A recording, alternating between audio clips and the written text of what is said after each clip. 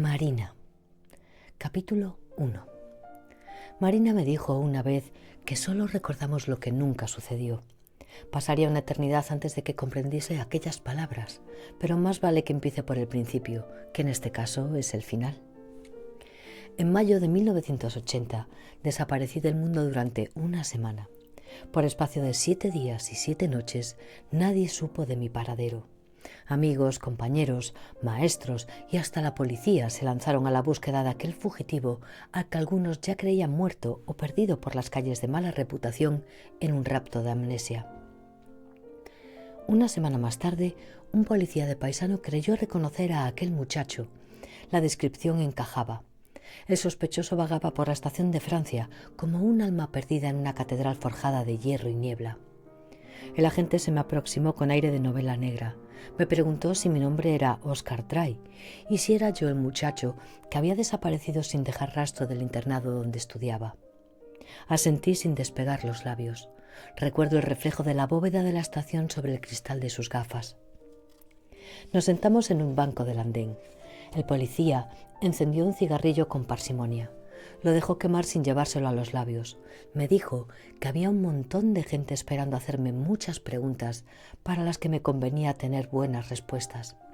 Asentí de nuevo. Me miró a los ojos, estudiándome. A veces contar la verdad no es una buena idea, Oscar, dijo. Me tendió unas monedas y me pidió que llamase a mi tutor en el internado. Así lo hice. El policía aguardó a que hubiese hecho la llamada. Luego me dio dinero para un taxi y me deseó suerte. Le pregunté cómo sabía que no iba a volver a desaparecer. Me observó largamente. Solo desaparece la gente que tiene algún sitio a donde ir, contestó sin más.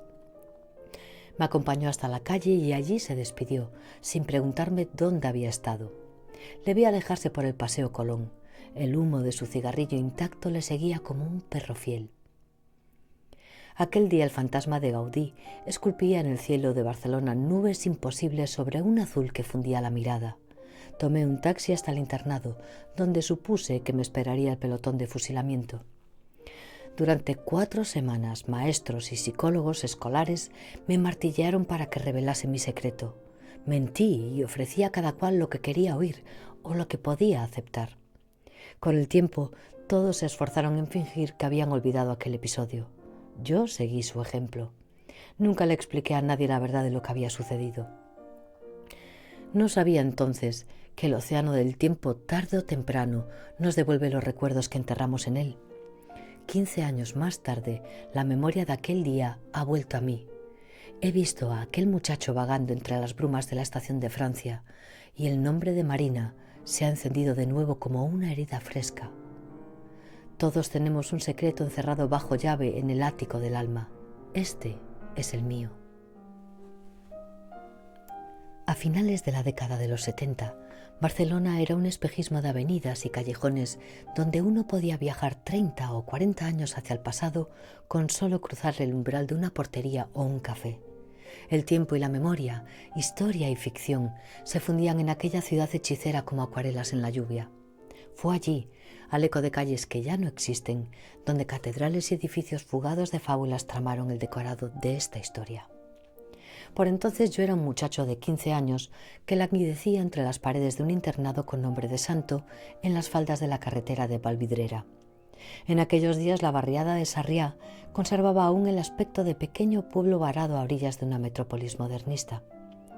Mi colegio se alzaba en lo alto de una calle que trepaba desde el Paseo de la Bonanova. Su monumental fachada sugería más un castillo que una escuela.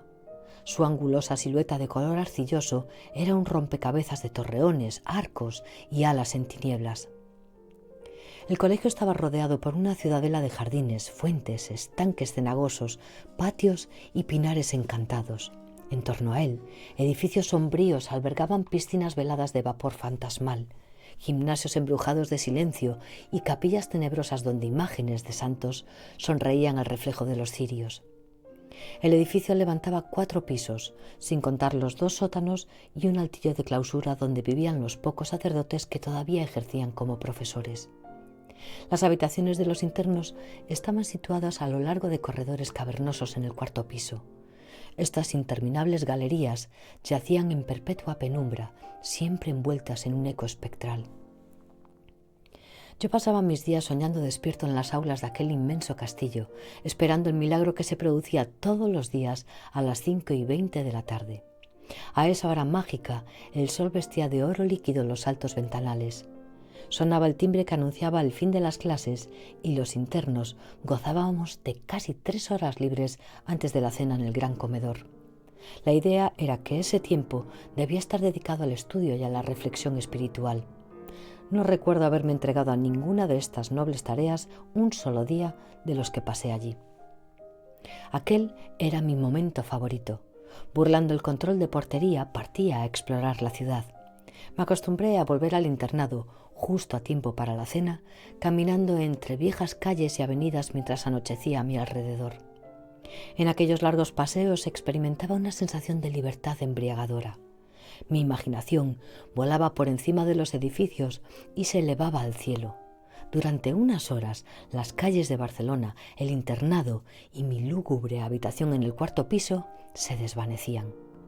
Durante unas horas, con solo un par de monedas en el bolsillo, era el individuo más afortunado del universo.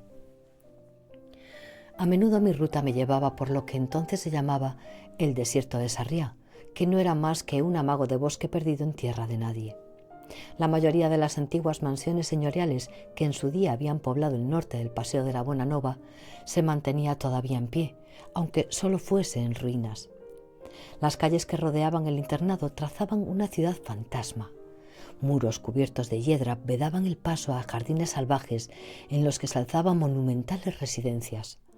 Palacios invadidos por la maleza y el abandono en los que la memoria parecía flotar como niebla que se resiste a marchar. Muchos de estos caserones aguardaban el derribo y otros tantos habían sido saqueados durante años. Algunos, sin embargo, aún estaban habitados. Sus ocupantes eran los miembros olvidados de estirpes arruinadas, gentes cuyo nombre se escribía a 4 columnas en la vanguardia, cuando los tranvías aún despertaban el recelo de los inventos modernos. Rehenes de su pasado moribundo que se negaban a abandonar las naves a la deriva. Temían que, si osaban poner los pies más allá de sus mansiones ajadas, sus cuerpos se desvaneciesen en cenizas al viento. Prisioneros languidecían a la luz de los candelabros. A veces, cuando cruzaba frente a aquellas verjas oxidadas con paso apresurado, me parecía sentir miradas recelosas desde los postigos despintados. Una tarde, a finales de septiembre de 1979, decidí aventurarme por azar en una de aquellas avenidas sembradas de palacetes modernistas en la que no había reparado hasta entonces. La calle describía una curva que terminaba en una verja igual que muchas otras. Más allá se extendían los restos de un viejo jardín marcado por décadas de abandono. Entre la vegetación se apreciaba la silueta de una vivienda de 2 pisos. Su sombría fachada se erguía tras una fuente con esculturas que el tiempo había vestido de musgo. Empezaba a oscurecer y aquel rincón se me antojó un tanto siniestro. Rodeado por un silencio mortal, únicamente la brisa susurraba una advertencia sin palabras. Comprendí que me había metido en una de las zonas muertas del barrio. Decidí que lo mejor era regresar sobre mis pasos y volver al internado. Estaba debatiéndome entre la fascinación morbosa hacia aquel lugar olvidado y el sentido común cuando advertí 2 brillantes ojos amarillos encendidos en la penumbra, clavados en mí como dagas. Tragué saliva.